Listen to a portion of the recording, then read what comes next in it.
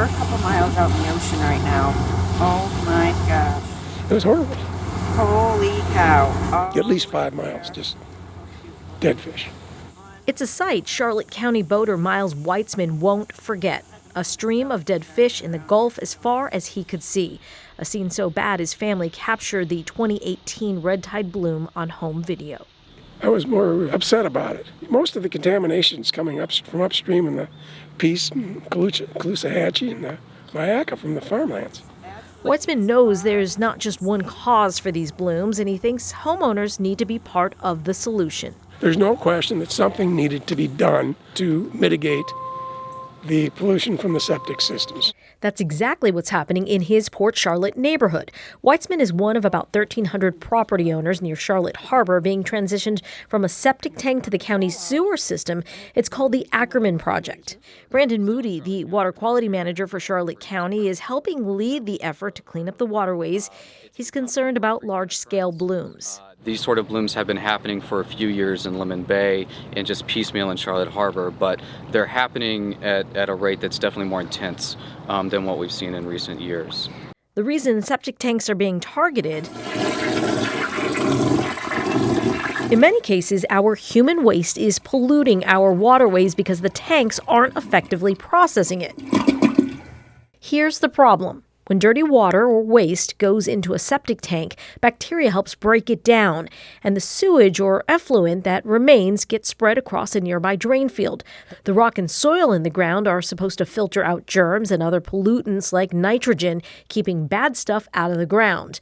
But because Southwest Florida homes sit so low, so close to groundwater, that filtering process can't always happen. There's a minimum amount of space that has to exist between the drain field where a septic tank would discharge into the ground, where that effluent has to have room to percolate before it hits the groundwater. And quite often during the wet season, the groundwater gets so high, it goes into that zone that's supposed to be dry. And sometimes old tanks can crack and leak as well. Bottom line, this means too much nitrogen is ending up in our waterways, and that waste byproduct is something that helps to feed a bloom.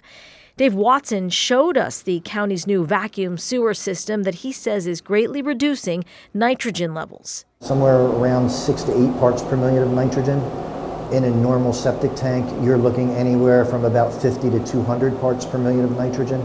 But that doesn't mean all county residents are eager to make the switch. We have a vocal group of residents that they like their septic systems, and yes, it pretty much comes down to price. Homeowners who are a part of the Ackerman Project will have to pay $11,500 when the county switches them to the sewer system. That special assessment appears on the tax bill as $575 per year for 20 years. And while Weitzman says he can afford it, not everyone can. He says the agriculture industry should be helping to carry this financial burden. Everybody in the county, anybody that uses those waters, anybody that lives in this watershed is going to directly benefit. And why we have to pay for it? And it's stupid. So, everybody should be paying part of the cost for this. And to make matters worse, the cost to transition homes to sewer is going up with everything else. The Ackerman Project now has a $20 million shortfall. A lot of folks are strapped right now, and especially with the hurricane costs. County commissioners are looking for the least painful way to make up that difference, which could mean extending those monthly payments to around 30 years, even for residents who thought it would be about 20 years.